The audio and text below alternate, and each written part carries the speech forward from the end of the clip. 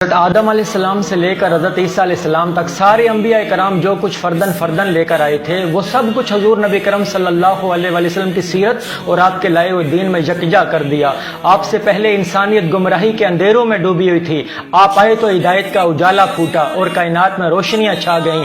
آپ نے دنیا کو علم دیا جس سے دنیا کی کایا پلٹ گئی۔ آپ سے پہلے انسانیت تہی دامن تھی، آپ نے اس کا دامن خزانوں سے بھر دیا، حکمت اور دانائی کے خزانوں سے بھر دیا، اخلاق و اقدار کے خزانوں سے بھر دیا۔ اولاد آدم گروہوں میں بٹی ہوئی تھی، آپ نے اسے محبت کی لڑی میں پرو دیا، اور کیسر و کسرا کا جبر و استبداد، ظلم و ستم لوگوں کا مقدر بن چکا تھا۔ ولادت مصطفیٰ سے تاریخ کا رخ مڑ گیا، اور اونٹ اور بھیڑ بکریوں کے چرواہوں کو علم و حکمت کی پیشوائی کا منصب عطا کر دیا۔ اور میلاد النبی دراصل انسانیت کو یوم نجات ہے، کفر سے، شرک سے، جنگل کے قانون سے، ماجوسی سے اور غلامی سے چھٹکارے کی نوید ہے۔ تخلیق انسانیت سے بہت پہلے ارواح انبیاء کے مقدس اجتماع کا انعقاد میثاق النبیین کی صورت میں پہلا میلاد تھا۔ چنانچہ ازل سے ابد تک انسانیت کی کامیابی کا انحصار ایمان اور نصرت رسول صلی اللہ علیہ وآلہ وسلم ٹھہرا، جس کا عہد اللہ تبارک تعالیٰ نے اس تقریب سعید میں لیا تھا۔ تمام انبیاء کرام کو نبوت اور رسالت کی نعمت اسی پہلی تقریب میلاد میں عطا ہوئی، اور اس پختہ عہد کے بعد ہوئی جس میں رسالت محمدی صلی اللہ علیہ وآلہ وسلم پر ایمان اور تصدیق شرط اول تھی۔ حضور نبی کرم صلی اللہ علیہ وآلہ وسلم دین اسلام کا مرکز و محور ہیں۔ قرآن مجید کا نزول ہوتا ہے تو اللہ پاک نے فرمایا لو انزلنا هذا القرآن على جبل لرأيته خاشعا متصدعا من خشیۃ اللہ، اگر یہ قرآن ہم پہاڑ پر نازل کرتے تو پہاڑ جل کر بسم ہو جاتا۔ قرآن مجید کو نازل کیا گیا تو وہ بھی قلب مصطفیٰ پر صلی اللہ علیہ وآلہ وسلم پر، اور اگر قرآن مجید کو بیان کیا گیا تو وہ نطق مصطفیٰ سے بیان ہوا۔ نطق کہتے ہیں زبان کو، حضور نبی کرم صلی اللہ علیہ وآلہ وسلم کی نطق یعنی زبان سے ادا ہوا۔ اور اگر احادیث مبارکہ دیکھ لیں تو احادیث مبارکہ منشا و مراد تو اللہ تبارک تعالیٰ کی ہوتی ہے، مگر الفاظ حضور نبی کرم صلی اللہ علیہ وسلم کے اپنے ہوتے ہیں اور آپ کی زبان سے ادا ہوتے ہیں۔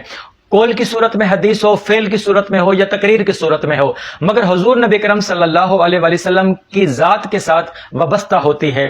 اسی طریقے سے جب سیرت رسول کی بات آتی ہے، دنیا میں بڑے بڑے لوگ آئے، بڑے بڑے لوگ تھے، جرنیل تھے، ہٹلر ہے، اگر کسی شخص کی زندگی کا اگر ایک گوشہ نمایاں ہوتا ہے تو باقی گوشے لوگوں کو معلومات نہیں ہوتے، اور قربان جائیں کہ 14 صدیاں گزر گئیں، حضور نبی کرم صلی اللہ علیہ وآلہ وسلم کے ایک ایک گوشے کو محفوظ کیا گیا۔ وہ سیرت رسول صلی اللہ علیہ وآلہ وسلم کی کتابوں میں آقا علیہ الصلوۃ والسلام کے ہر گوشے کی تعلیم ہمیں مل جاتی ہے۔ یعنی کہ اگر آپ قرآن کو دیکھ لیں، حدیث کو دیکھ لیں، سیرت مصطفیٰ کو دیکھ لیں، آپ جس گوشے کو دیکھ لیں، لیکن پورے کا پورا جو دین ہے وہ حضور نبی کرم صلی اللہ علیہ وسلم کے گرد گھومتا ہے۔ تو اس لیے میں نے کہا کہ حضور نبی کرم صلی اللہ علیہ وسلم کی ذات اقدس یہ دین اسلام کا مرکز و محور ہے۔ اس لیے حضور نبی کرم صلی اللہ علیہ وسلم کی ذات سے محبت کرنا، آپ کے اتباع کرنا، آپ کی اطاعت کرنا، آپ کی غلامی کا پٹا اپنے گلے میں ڈالنا، یہ ہمارے لیے کامیابی کا باعث بنے گا۔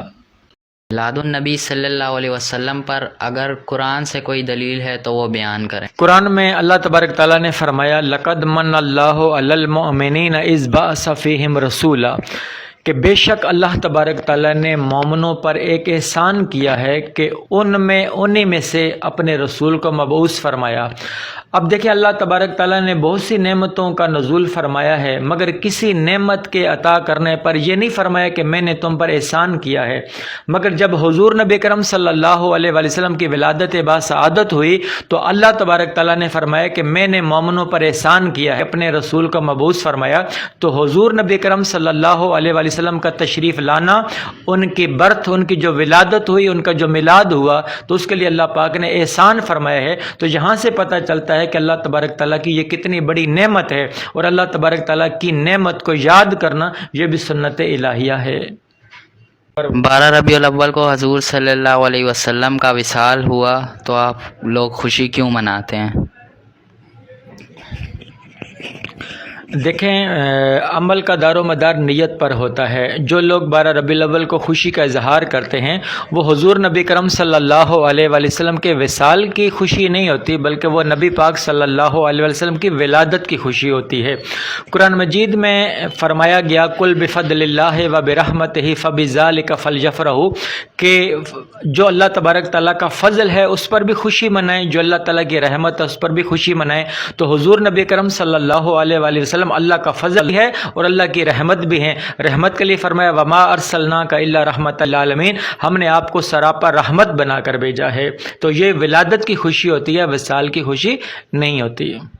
میلاد النبی دراصل یوم نجات بھی تھا، شرک سے، جہالت سے نجات، ظلم سے نجات، غلامی کی زنجیروں سے نجات، شیطان اور طاغوت کے ہتھ کنڈوں سے نجات، جھوٹے خداؤں کی اذیت ناک خدائی سے نجات، اور وہ انقلاب جس نے انسانیت کے دامن سے درندگی کے بدنما دبوں کو دھو دیا اور اونٹ اور بھیڑ بکریوں کے چرواہوں کو قیامت تک قافلہ علم و حکمت کی پیشوائی کا منصب عطا کر دیا، اور اسی انقلابی قیادت نے حضرت بلال رضی اللہ تعالیٰ عنہ کو اسلام کا پرچم تھما کر کعبہ کی چھت پر کھڑا کر کے تمام نسلی تفاخر اور نسبی بڑھائی کو ہمیشہ ہمیشہ کے لیے دفن کر دیا۔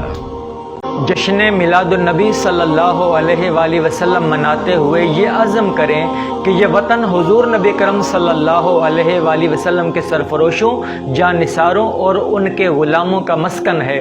یہ زمین مصطفی انقلاب کے ایمان پرور جذبوں کی امین ہے۔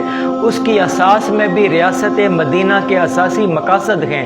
ان مقاصد کی تکمیل کے لیے ایسی قیادت کا انتخاب کریں جو ملک کو اس بحران سے نکالنے کی صلاحیت رکھتی ہو، پرامن معاشرے کی بنیاد رکھے اور اسلامی قوانین کا مکمل نفاذ کرے۔